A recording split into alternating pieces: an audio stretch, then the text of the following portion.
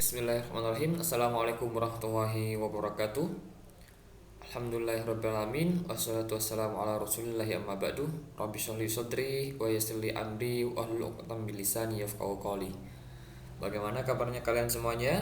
Semoga selalu dalam keadaan baik dan masih semangat dalam menuntut ilmu dan akan selalu semangat dalam menuntut ilmu.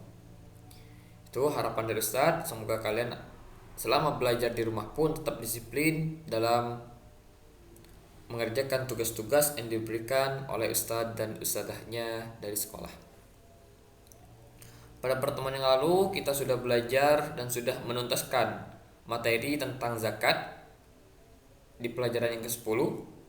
Dan sekarang kita melanjutkan materi selanjutnya, yakni perjuangan Nabi Muhammad SAW dalam menegakkan Islam. Dalam hal ini adalah tentang perjuangan Nabi Muhammad ketika berdakwah. Dan ini merupakan pelajaran yang ke-11. Alhamdulillah kita sudah memasuki pelajaran yang ke-11. Semoga kalian selalu bisa mengikuti pelajaran ini dengan baik. Di pelajaran ke-11 ini Ustadz bagi menjadi dua. Yang pertama yakni dakwah Nabi Muhammad ketika berada di periode Mekah dan dakwah Nabi Muhammad ketika berada di periode Madinah. Namun untuk sekarang kita lebih fokus untuk belajar tentang dakwah Nabi Muhammad di periode Mekah. Dakwah Nabi. Bagaimana dakwah Nabi yang dilakukan? Sebagai seorang Nabi dan Rasul, Muhammad SAW mengemban risalah Allah untuk didakwahkan kepada seluruh umat manusia. Nabi Muhammad mendapatkan tugas dari Allah untuk mendakwahkan kepada manusia, untuk memberikan kabar dan juga peringatan kepada seluruh manusia. Jika nabi-nabi sebelumnya diutus kepada kaumnya sendiri dan juga waktunya pada saat itu juga, namun Nabi Muhammad, risalah yang dibawa oleh Nabi Muhammad ketika Nabi Muhammad semasa waktu hidup dan juga sampai hari kiamat kelak, risalahnya tetap akan syariat yang diberlakukan tetap berlaku. Periode dakwah Nabi Muhammad SAW yang sudah saya jelaskan tadi bahwa dakwahnya ini dibagi menjadi dua. Yang pertama yakni periode Mekah, yang kedua yakni periode Madinah. Kita fokus belajar di dakwah Nabi ketika berada di Mekah.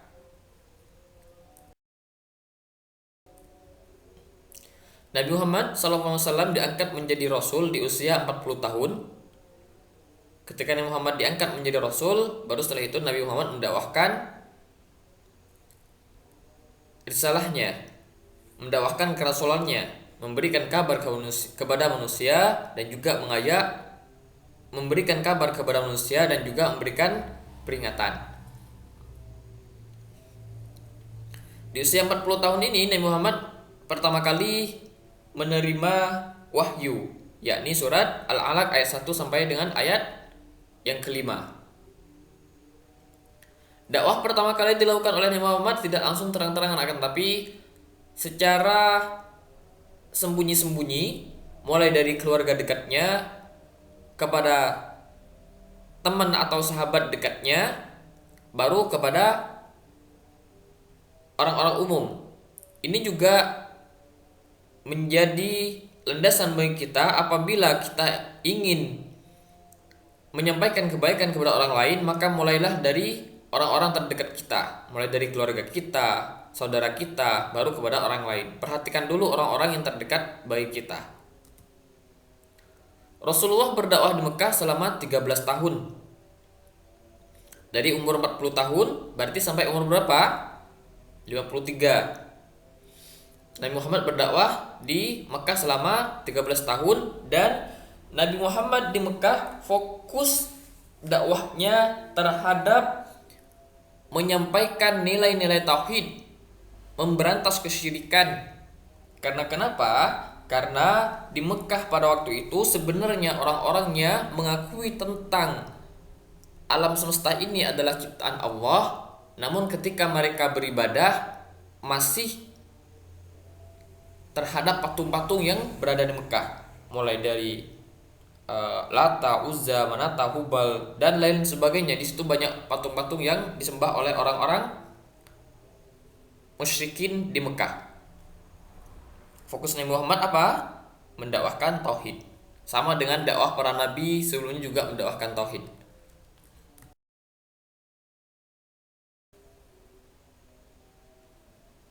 Baik, saya lanjutkan.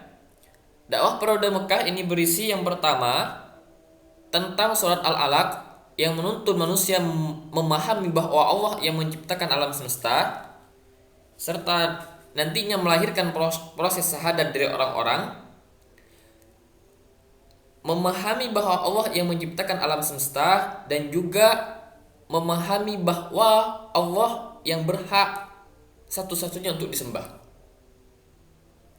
Dengan surat Al-Alaq yang dari ayat 1 sampai ayat 5, bacalah dengan menyebut nama Tuhanmu yang menciptakan.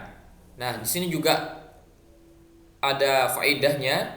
Ketika kita itu ingin melaksanakan apapun, maka disunahkan untuk mengucapkan bismillah. Ini terkait dengan surah Al-Alaq. Dakwahnya Nabi sesuai dengan urutan turunnya wahyu. Yang pertama kan sudah Al-Alaq tadi. Al-Alaq yang menuntun manusia memahami bahwa Allah yang menciptakan alam semesta dan juga Allah pula lah yang berhak satu-satunya untuk disembah. Seperti konsekuensi dari syahadat la ilaha illallah, tidak ada Tuhan kecuali Allah. Yang kedua yakni tentang surah Al-Qalam yang menjadikan manusia memiliki cita-cita hidup berquran. Maksudnya di sini bagaimana?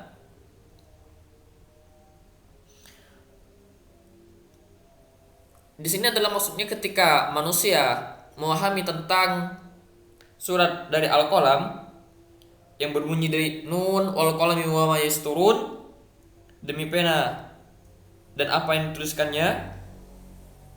Dan ini juga penguatan bagi Nabi Muhammad SAW ketika dituduh gila oleh orang-orang musyrikin, bahwa di sini penguatan bahwa dan Tuhanmu bukanlah, dan karunia Tuhanmu engkau bukanlah orang yang gila. Ini juga penekanan dari Allah Subhanahu wa taala memberikan semangat kepada Muhammad ketika dicemooh oleh orang-orang kafir Quraisy di sana. Bahwa setiap kehidupan orang-orang seorang muslim ini sudah diatur, sudah diberikan pedoman, yakni Al-Qur'an. Yang wahyu selanjutnya merupakan surah Al-Muzammil yang berisi tentang persiapan seorang muslim untuk mengemban risalah. Bagaimana surah Al-Muzammil? Ini di sini juga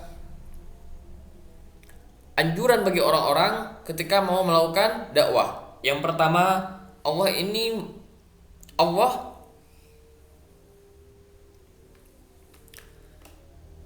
seolah-olah memanggil Muhammad dengan perantara wahai orang-orang yang berselimut. Nah, di sini juga memberikan gambaran bagi kita. Allah memanggil orang-orang yang berselimut, yakni orang-orang yang sedang tidur, untuk melaksanakan sholat. Yang maksud ini adalah sholat malam. Wahai orang-orang yang berselimut, bangunlah untuk sholat malam.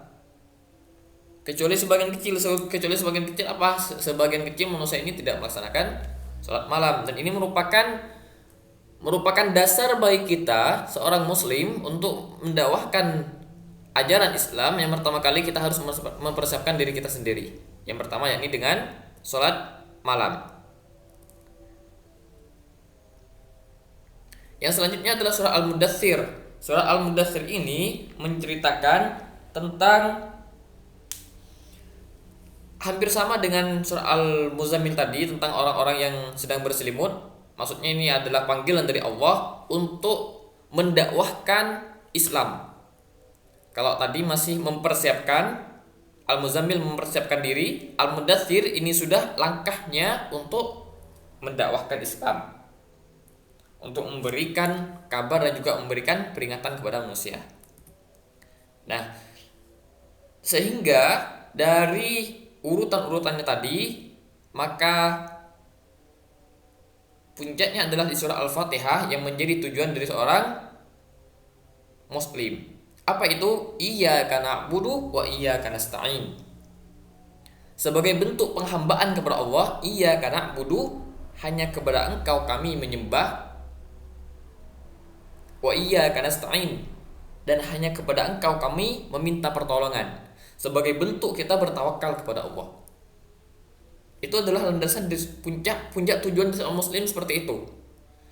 Menyembah hanya kepada Allah, meminta pertolongan hanya kepada Allah. Tidak ada yang lain. Sudah itu. Itu adalah inti dari surat Al-Fatihah. Bagaimana kita itu penghambaan yang sebenar-benarnya dan tawakal yang setulus-tulusnya. Atau tawakal yang seikhlas-ikhlasnya. Itu saja yang bisa saya sampaikan untuk pertemuan kali ini, bahwa ada periode dakwah di Mekah urutannya sesuai dengan urutan turunnya wahyu. Sekian dari Ustadz untuk pertemuan kali ini, semoga bermanfaat dan kalian bisa memahaminya. Untuk kali ini tidak ada tugas, kalian pahami dengan baik apa yang saya sampaikan. Jika ada yang kurang paham, silahkan kalian ditanyakan, boleh di kolom komentar, boleh juga dengan via WhatsApp. Jika di kolom komentar, nanti Ustadz aktif kolom komentarnya, dan juga sebagai tempat kalian mengisi kehadiran. Jadi nanti kalian yang sudah menonton video ini, Ustadz akan mencatat kehadirannya dan kalian